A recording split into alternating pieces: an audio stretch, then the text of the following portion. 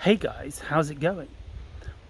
So, we are back in the UK, and can you feel the spirit of the forest? So, when I had my contact experience in 2018, when I actually went on the physical ship and I had like missing time and I came back to the forest and there was all these fighter jets flying around my head, they'd obviously picked up the UFO and radars, like military bases everywhere around it. Before I had that experience, that mind-blowing experience I've talked about a lot, where I actually went on a Yahyel ship and met a 2.5 foot tall ladybug being, a Mayan being as I call him, like this South American looking being with a space helmet on, this blue being and the Yahyel and all like these kind of insectoids like second density beings. Before I had that experience, a few days before it, I went to the forest, not too far from here. I'm back in the UK. Did I say that already? I'm not sure. About 10 miles away from here, called Chambers Farm Woods. And I remember I met a being. I went into the forest at night time, kind of wanting to face my fears. I get quite spooked out. Like when you know ETs are real, it's very easy to get spooked out being alone in the woodland in the middle of the night. And so when I went to the forest, I went in there with the intention of facing my fears, and I went like deep into the woodland at night time after dark. It wasn't too late, but it was spooky enough once it gets dark in there, and with the intention of trying to make some sort of contact with ETs. And so I didn't on that occasion. It was a few days later I made the contact, but something very interesting happened. I made contact with an entity known as Hearn the Hunter.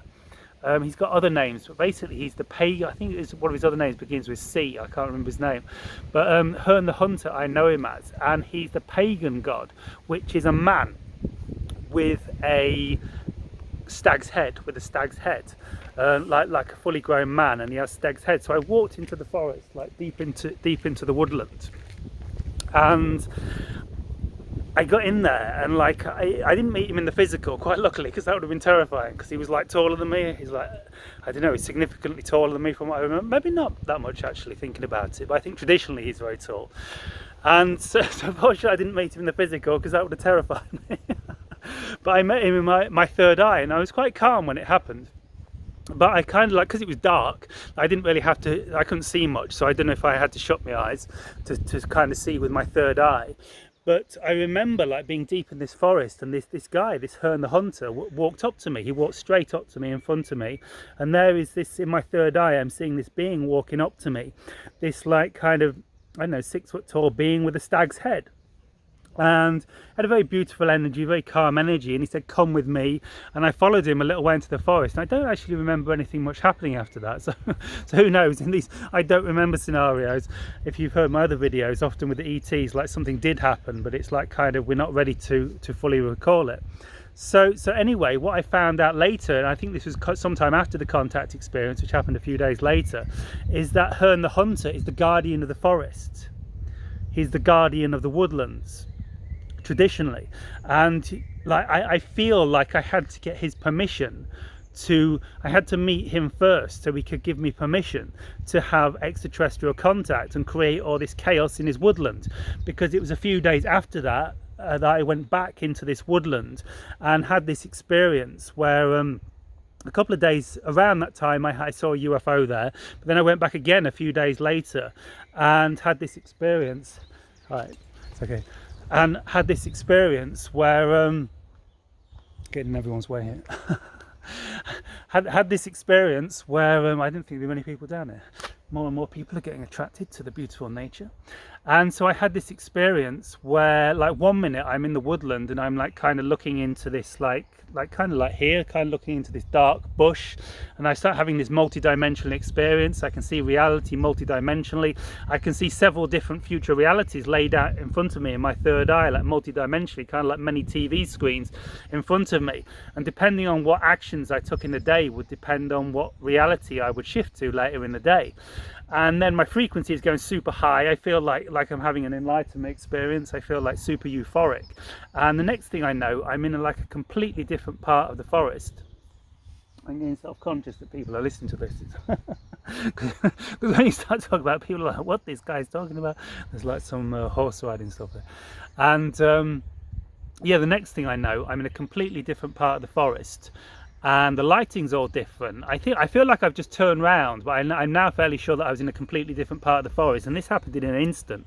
One point I'm like looking into this bush, having this multi-dimensional enlightenment experience, thinking I'm enlightened, yay, this is it, I'm gonna be in bliss forevermore. Wasn't the case, unfortunately, but for that moment I was. And the next thing I know, I'm like stood in a completely different position, like in a prone position like this, with my arms like straight down like this by either side, like kind of like I've been reinserted in reality, and my frequency has gone through the roof. I feel oneness with everything around me. I'm in a complete state of euphoria, bliss, like a total state of consciousness that I've never really experienced before, except for the one other experience where I had this same experience but don't remember anything, in 2009. This was in 2018, 9 years later, and it's the most amazing experience. You basically don't feel like human at all.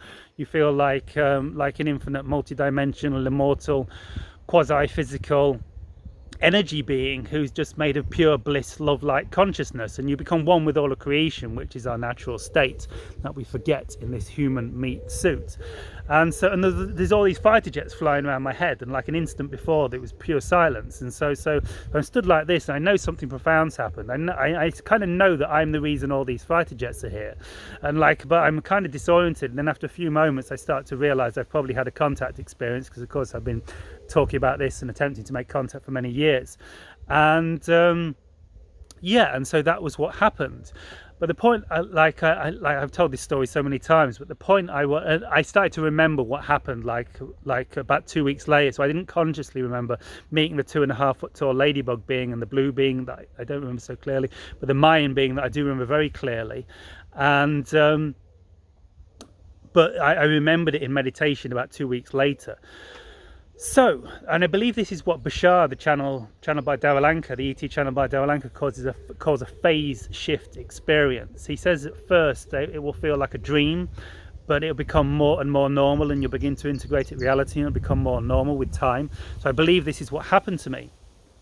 And yeah, so before this, like I had this meeting with Hearn the Hunter, this stag being, this stag humanoid being, and apparently he's like the protector of the forest. So I believe that I had to like meet him before. So I perhaps had some communication with him. My soul, my higher self, was probably communicating with him and say, right, something crazy is going to happen in this forest in the next few days. It's going to be completely insane, and is it okay if we cause all this havoc in your forest? And so that was perhaps why I had to meet Hearn the Hunter first. And so that gets me to my main story. Nearly 8 minutes into the video. The main part of the video, which is why I believe I'm having a lot of contact, a lot of extraterrestrial contact. Like I've had many UFO sightings, many like they're really undeniable now. They do a lot of strange stuff, like going like stuff that's kind of undeniable. And like you know, I know a lot of people that are into this and they don't see anything. So I was really wanted to share why I believe the reason is. I just kind of clicked and had a memory why I believe I have all this experience. The main key point, I mean, on some level I have a soul contract, obviously, and it's a big part of my life purpose, and I'm sure in some way, in some form, I was always destined to like have these experiences if I was willing to step into this timeline.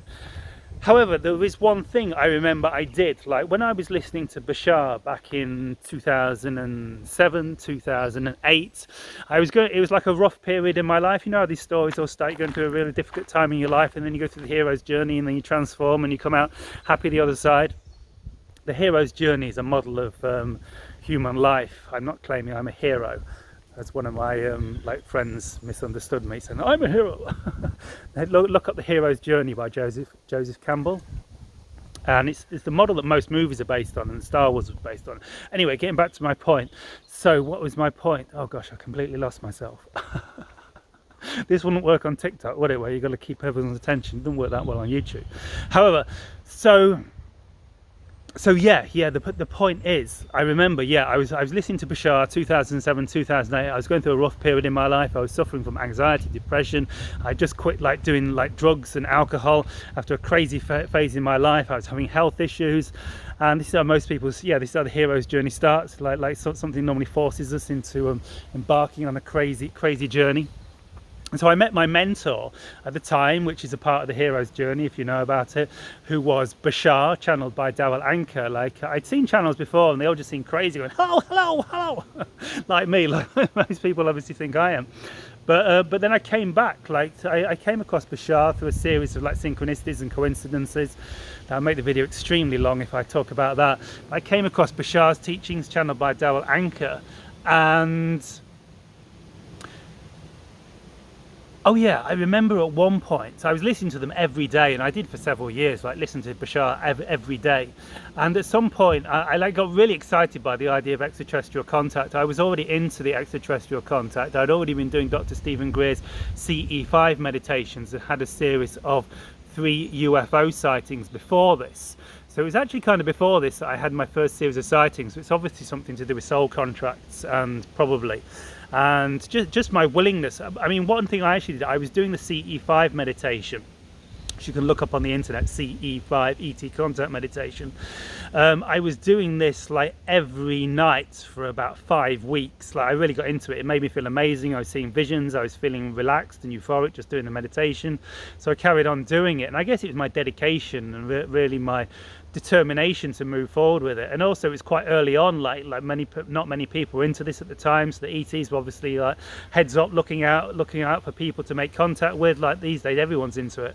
Not everyone, but like you know, so they were like, hey, this guy seems really into like making contact with us. And so I guess it was my determination and like you know, like if you're interested in having contact, like are you willing to do a meditation like every night until it happens? Like you really got to have the conviction and the will and the drive to make it happen, like make it the most important thing in your life, which it kind of was at my time, because my life had kind of collapsed. I didn't have much else going on in my life, and like, maybe this will make me happy, and it has done, but it's taken a long time and a big spiritual transformation.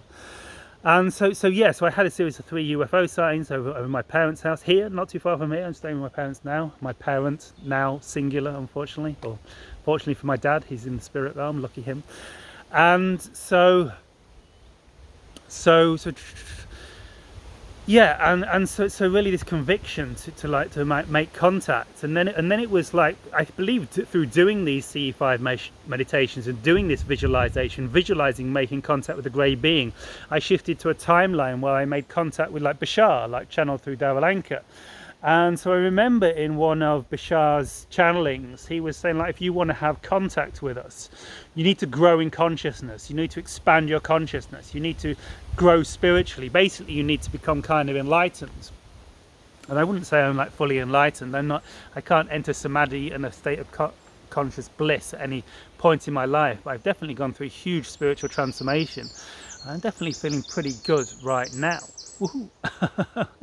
A lot of my ego self has kind of burnt up. A lot of my mind-based, a lot of my negative thoughts have just been like eradicated from myself. They still come back. They still try and fight for survival. They're still wired into my neural network in my brain to some degree, but like I can kind of transcend them now and ignore them. And so yeah, and this is what Bashar was saying. He's saying, if you want to have contact with us, you've got to meet us on our level. You've got to raise your consciousness. You've got to raise your frequency. You've got to become more like us. And so I thought, right, I'm going to do this. I'm going to go for this. I remember it must have been about 2011, because I was spending a lot of time going to like spiritual UFO conferences, like Exopolitics Leeds in 2011 in the UK, and a few more UFO conferences around the place. But at this point, I made a conscious decision to like, right, if this is what it takes, I'm going to become enlightened. I'm going to dedicate my life to spiritual awakening. I'm going to transform my consciousness. Little did I know, like the Fool on the tarot deck, the first card, this is what it symbolizes. Embarking on your journey. Yes, I'm going to be enlightened. My life's going to be amazing now. Little did I know what it was going to take, and like the deep, dark rabbit holes and stuff that I was going to have to go through to really reach this level of consciousness. And so yeah, so I think this is it. Like I say, like in those first CE5s, I was doing them every day. I really had a strong conviction to make this happen. And then at that point, around 2011, I decided to move away from the UFO conference scene, move away from lights in the sky, and like really devote myself to spiritual awakening, to spiritual enlightenment, self-realization, if you like to call it that. And I started going to conferences with Muji. I think it was March 2013, something like that. I went to a 4-day intensive with Muji in London and started doing a lot of meditation, self-inquiry, spiritual practice, and really began to devote my life to transforming myself spiritually and spiritual awakening. And because this is the reality they live in, and honestly, they don't like being around arrogant, egotistical, selfishly oriented humans. Like neither do I anymore, really. I used to be one of them. And it's kind of like, you know, who likes being around horrible people? No one likes being around grumpy, horrible people. And because they're so high frequency, like a regular human, just seems almost like, you know, it's not very pleasant to be around a horrible person. And like most humans are still selfishly oriented, still egocentric, still like searching for material gain, thinking like, you know, like I'm the greatest because I've got a Ferrari and this stuff. And that's an extremely like negative, like low vibrational state of consciousness, and so they don't really want to be around beings like this. It's not pleasant for them to be around low vibrational beings. I don't think it's even pleasant for them to be like it's a drop in consciousness. It's like imagine you're having an amazing day and then someone comes into your reality. Anyway, you get the idea. I don't need to focus on all that stuff. So it's all about raising our frequency, guys. It's all about dedication, conviction. Really, like if you can make this the most important thing in your life, like it's guaranteed you're going to have some contact experiences, unless you've got some kind of soul agreement that you're not for some reason, which is highly unlikely. So if you're like really convicted to this and you really like dive heads in, you're willing to transform yourself spiritually, you're willing to make spiritual growth, service to others, following your passion and making contact the most important thing in your reality. And your mind may come up a lot, like when I was going through this, my mind always comes and say, oh, but I just need to get a girlfriend and live happily ever after and get a nice house and an easy life and like lots of money and a car, you know, that stuff would still come up. But in the back, there was all this driving force within me. There was all this part of me that was just moving towards enlightenment and just like moving through these phases of resistance from my physical mind. So this is really it: spiritual transformation, working towards self-realization and enlightenment, having the dedication to like really do the meditations if you want to use this method to connect with the ETs, and it will happen.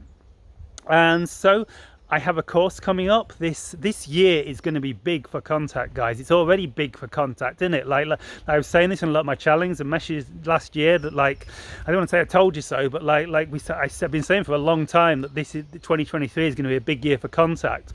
And I mean, what is happening? Like it's gone crazy. Like it's almost on the mainstream news every day. There's another whistleblower come out just a few days ago saying that the government is reverse engineering UFOs and it has loads of crash discs, and he's really high up in the, really respected in the military, and he's getting on mainstream news channels. NASA's creating a board for There's like, it's going mainstream, guys. It's like really happening. There's been a huge increase in sightings from what I understand, and from what I have been communicated by the ETs towards the end of this year. It's going to accelerate more, like the next 6 months, from now until, well, forever probably, but particularly like August, September is a real powerful time for making contact. So I expect a lot of ships around this.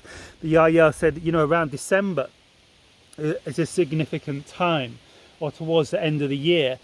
And so I have a course running, and if you want to learn to make contact yourself, learn CE5, learn how to make contact in the dream time, learn telepathic communication, learn channeling, learn how to connect with them in a variety of dimensions, and even embrace the possibility of having a phase shift physical contact experience on a ship, I have a course starting in July, and I'm teaching everything about this. So check out the link below, guys, and I shall see you in there perhaps. Peace, love, light, and Shiva.